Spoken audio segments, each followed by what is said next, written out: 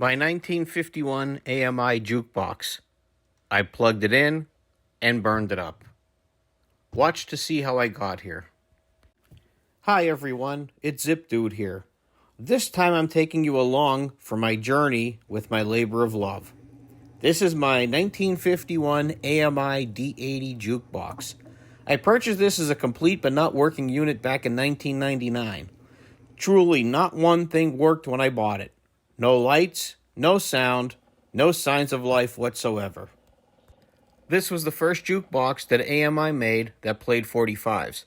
It was their fourth model. The first one was called the Model A. You could play 80 selections on this jukebox, so you can see how they got to the name of this model. That first summer I spent restoring it and learning a lot about electronics. I had to figure out how to make the 110 power drop to the proper voltage and make it turn on and function. A thing called the selenium rectifier went bad on this unit years ago. I couldn't find a vintage part to replace it with, so I sought some help and ended up installing a silicone bridge to supply the proper power. Once I had power, I had to figure out how to get the electric motors turning. There are motors in the turntable mechanisms and in the ornamental lighting assemblies. Years of old grease and cigarette smoke had these things gummed up to the point that nothing moved. A good teardown, cleaning, and reassembly brought most of the parts back to life. The next thing I did was work on the amp. The electronics were shot.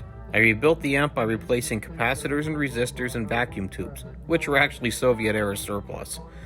Once the amp was functional, it was time to find a needle that would work and get some sound. Lastly, I finished the cabinet. It was a fully functional jukebox.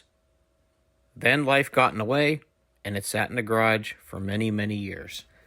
It's interesting to think that this unit was once connected to many wall boxes in a bar, and patrons selected songs to hear. That brings me to my next point. This jukebox works thanks to a boatload of wires and many contact switches.